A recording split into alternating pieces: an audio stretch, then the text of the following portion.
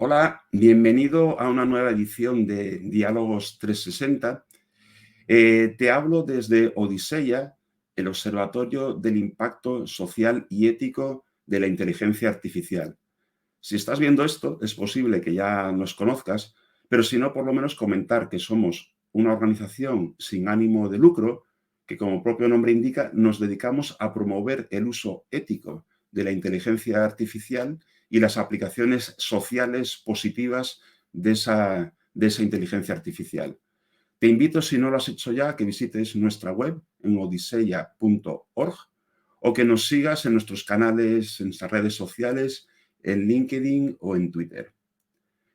Como parte de la actividad de Odiseya, pues dedicamos esfuerzos a temas de divulgación y de formación.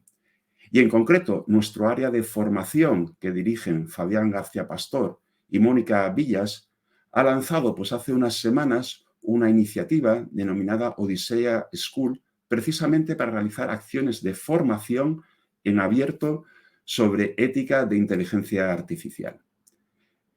Como parte principal de esa actividad, hacemos cada cierto tiempo una masterclass en abierto.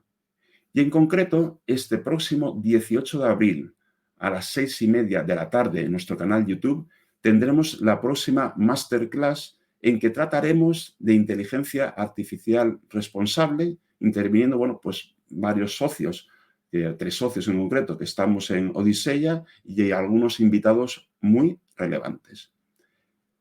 Precediendo a estas masterclass, habitualmente hacemos pues esto que estás viendo ahora mismo, los diálogos 360.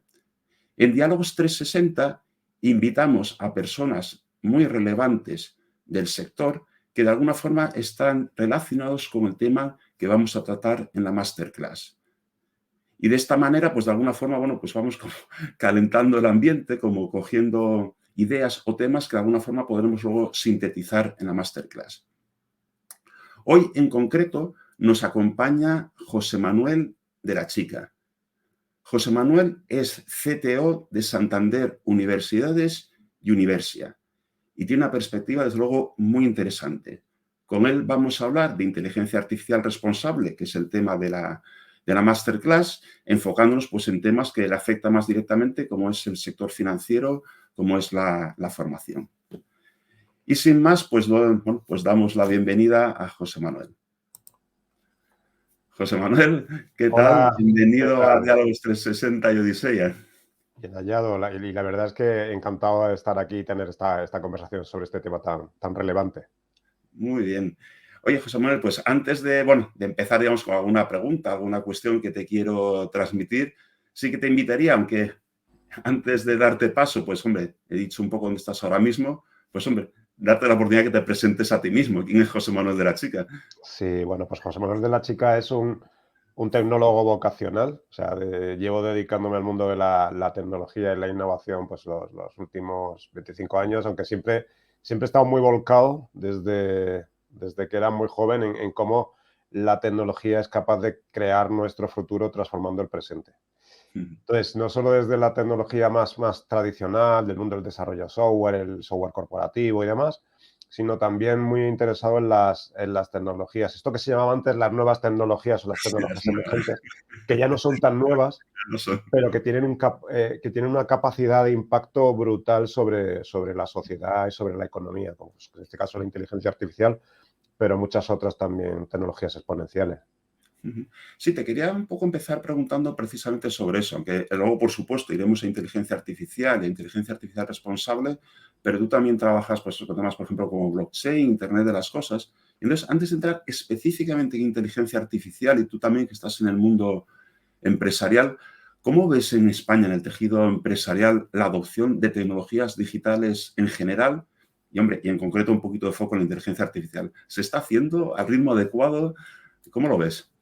Pues se está avanzando mucho. Yo creo que en los últimos años ha habido un acelerón interesante, un acelerón importante. También es verdad que durante mucho tiempo las empresas han estado focalizadas en la transformación digital, en Ujú, pasar casi de la era industrial siglo XX a la era digital siglo XXI. ujú.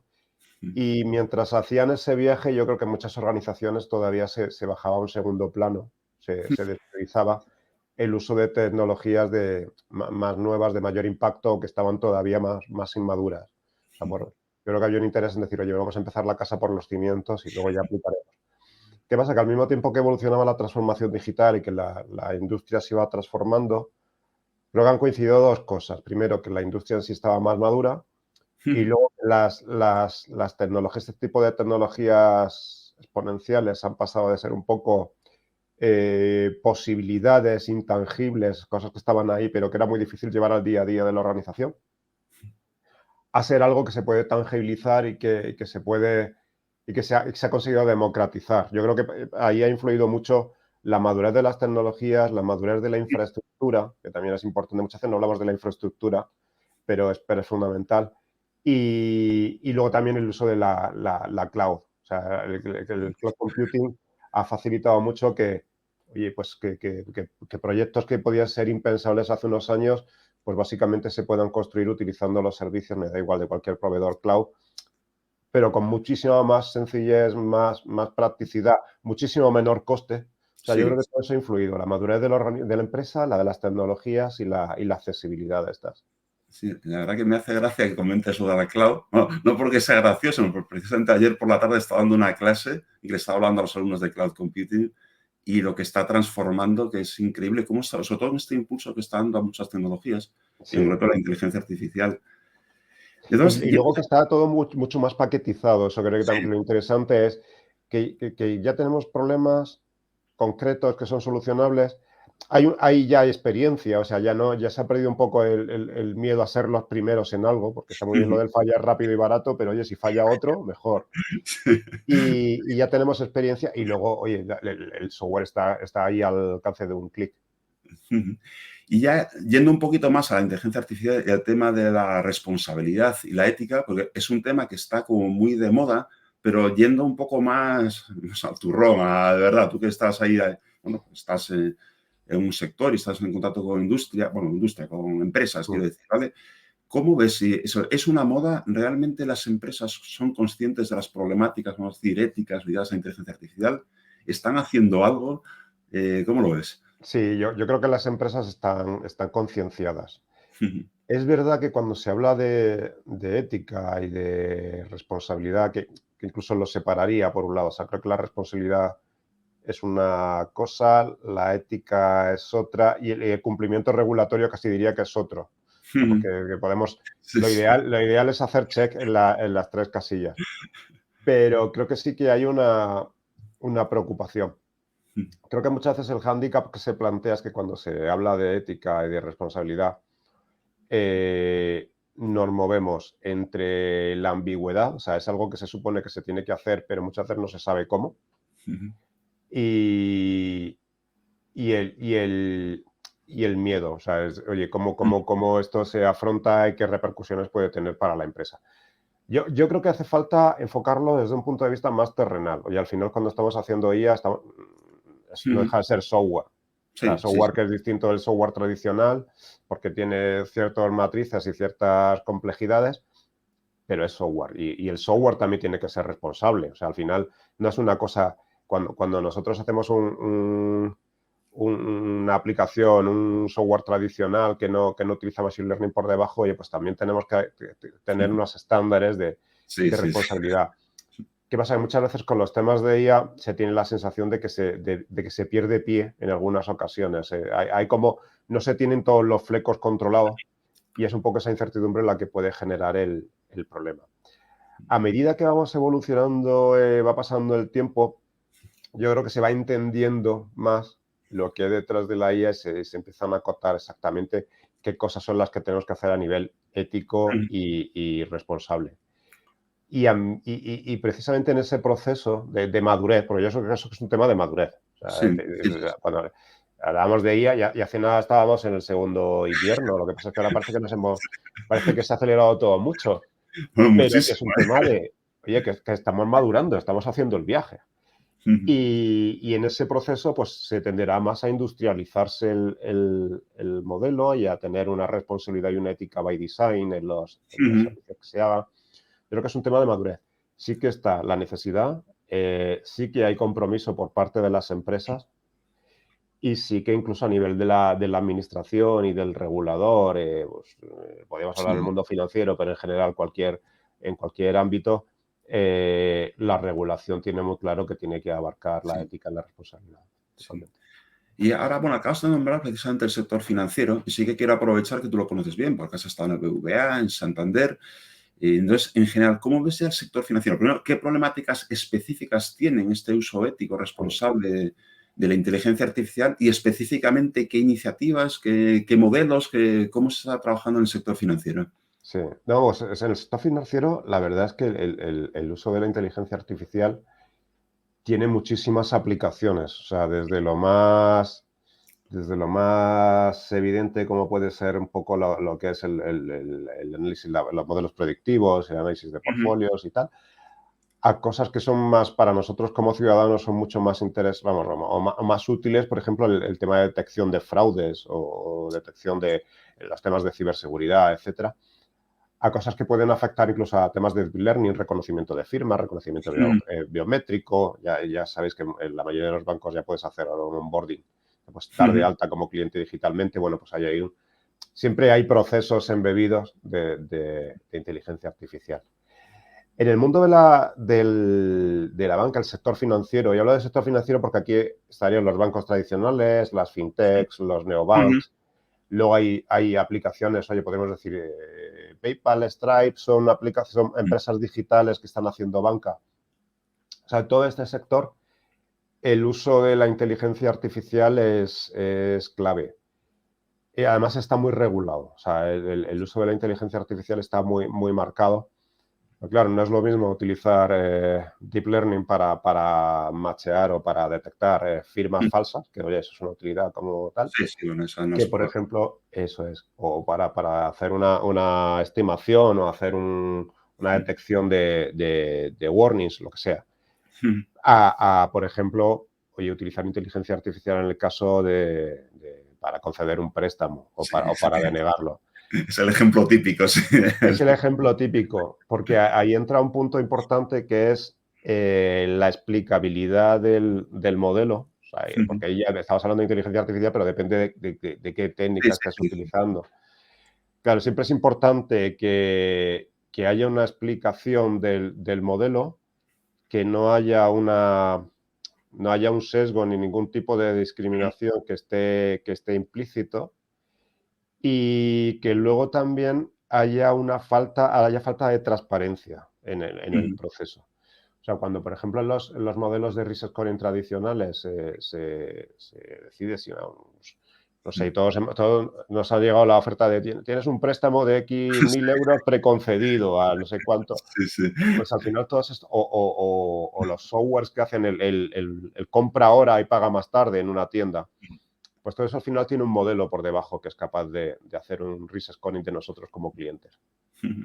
Claro, hay veces que dices, bueno, pues que el que me aparezca el pago preconcedido y tal cuando estoy haciendo una compra en una tienda, pues bueno, relativamente, pero cuando estoy pidiendo una hipoteca y lo que quiero es que me la concedan, si no me la conceden, yo lo que necesito es saber por qué. Sí, O sea, porque y eso el regulador lo mira muy de cerca. O sea, ujú, ahí los bancos son altamente responsables en este tipo de proyectos, y las fintech también lo son.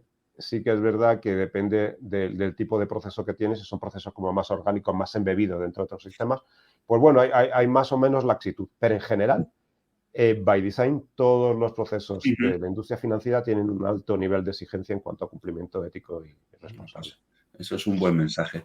Mm, Oye, si me lo permites, te voy a cambiar un poco de tercio, ¿vale? venga. Voy a coger otra cara que tienes. Estás como CTO en Santander Universidades, que está Mm, relacionado con la educación, pero tú mismo también eres profesor en instituciones como UNIR, la Escuela de Organización Industrial.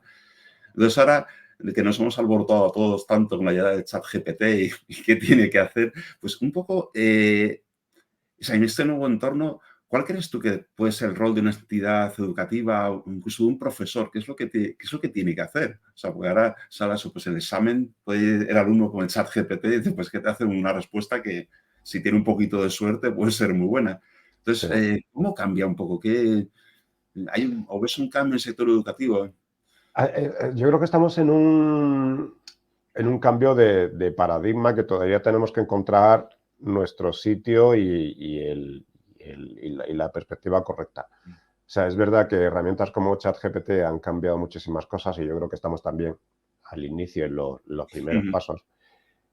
Y yo creo que cuando se producen situaciones de este tipo, lo que tenemos que dar es un paso atrás, despejarnos algunas asunciones que hemos hecho. O sea, porque a los humanos tendemos a creer que todo va a seguir igual que ha ido Sí. hasta ahora con pequeñas variaciones.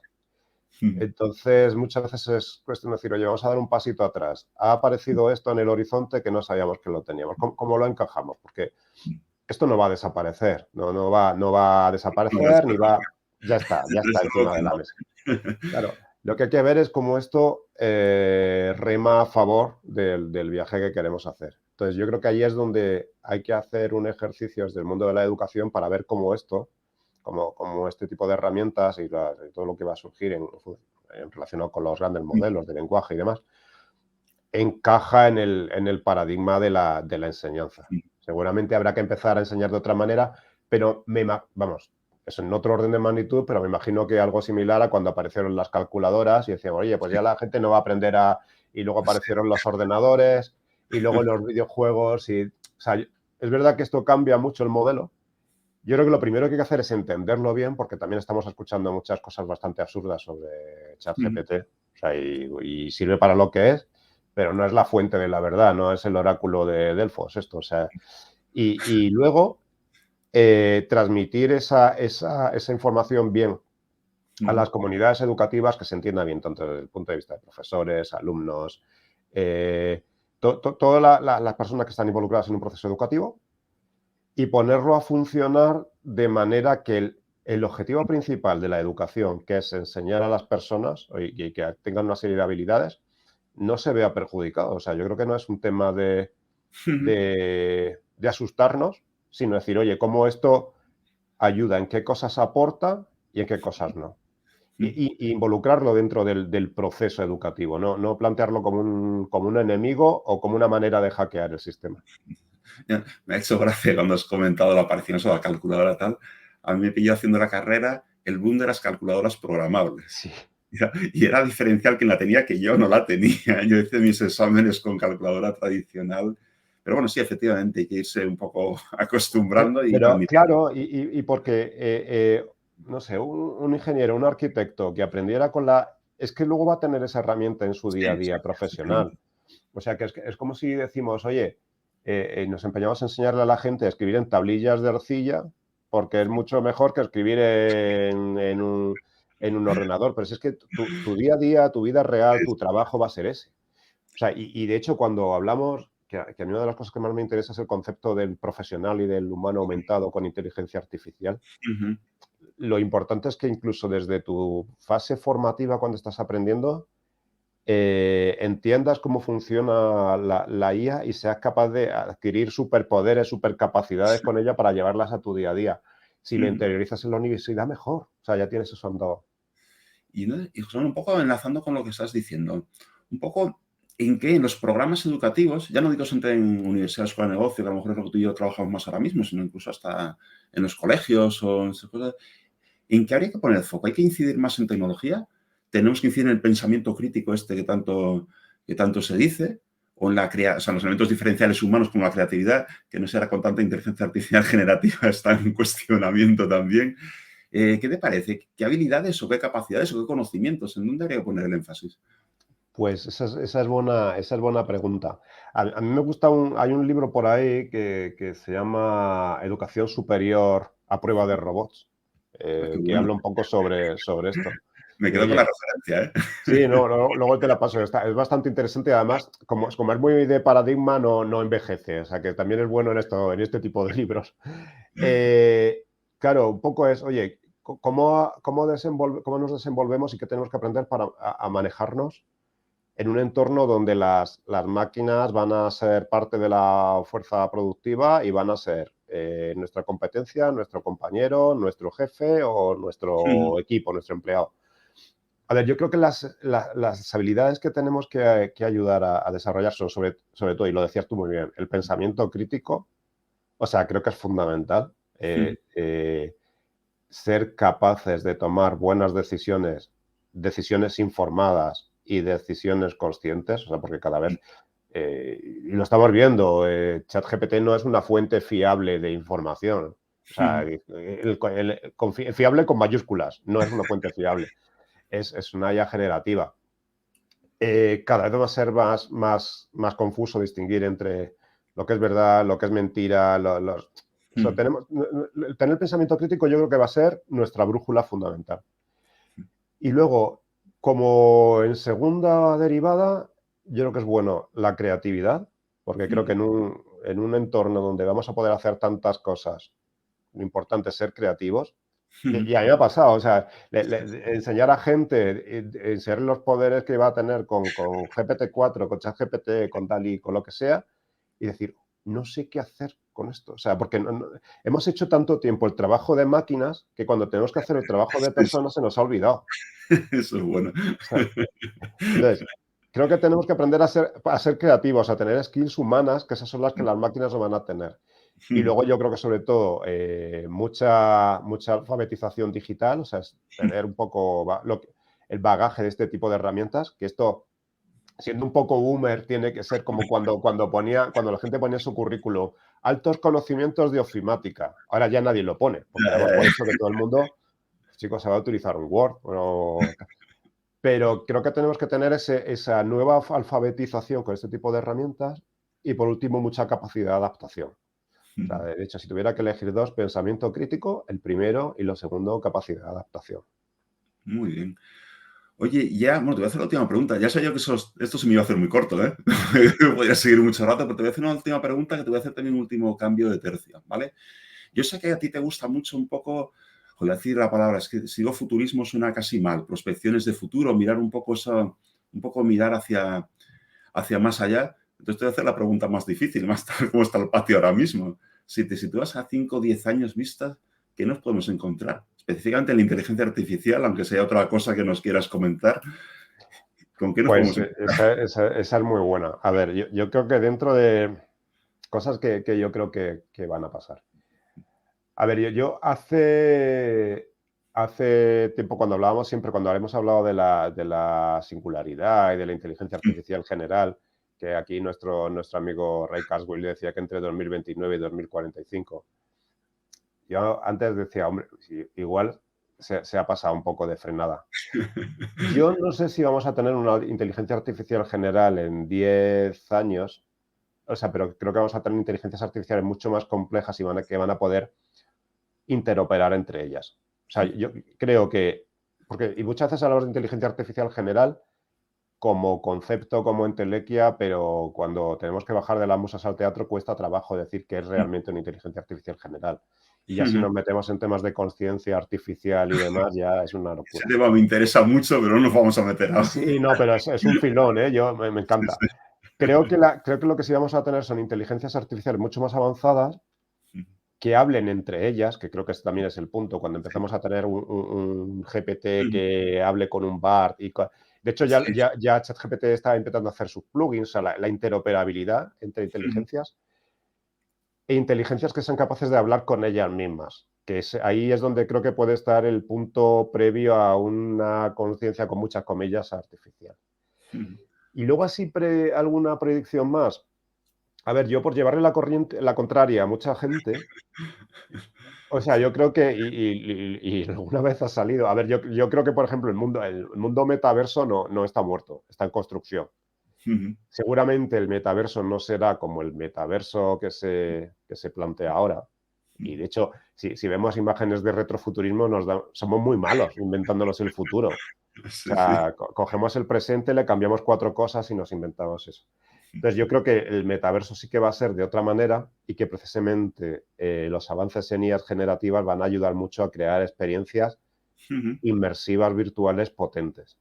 Entonces, creo que va a ir por ahí. Creo que los grandes avances van a ir por ahí. Y bueno, luego ya el tema de la computación cuántica, que yo creo que va a avanzar mucho, pero ahí sí que le daría más de 10 años. Muy bien. Oye, José Manuel, pues nada, nos toca cerrar, ¿eh? Ha sabido poco, pero yo Sí, sí, creo que bueno, otro día hablamos de la consciencia artificial, que ahí hay un melón interesante. creo que con 25 minutos no nos vale para hablar de la Sí, sí. conciencia. Bueno, y José Manuel, pues muchísimas gracias por estar con nosotros. Ha sido muy interesante y bueno, pues lo dicho, espero que podamos volver a coincidir o hablar o hacer otros diálogos o lo que sea lo antes posible, ¿vale? Claro que sí, un placer. Venga, muchísimas gracias. Muchas gracias. Bueno, y nada, con esto cerramos este diálogo. Os invito, como os decía, a asistir a la clase sobre inteligencia, a la masterclass sobre inteligencia artificial responsable. Os recuerdo que tendrá lugar el día 18 de abril a las 6:30 de la tarde y bueno, nos encantaría contar con vosotros, ¿vale? Bueno, pues lo dejamos aquí y os esperamos.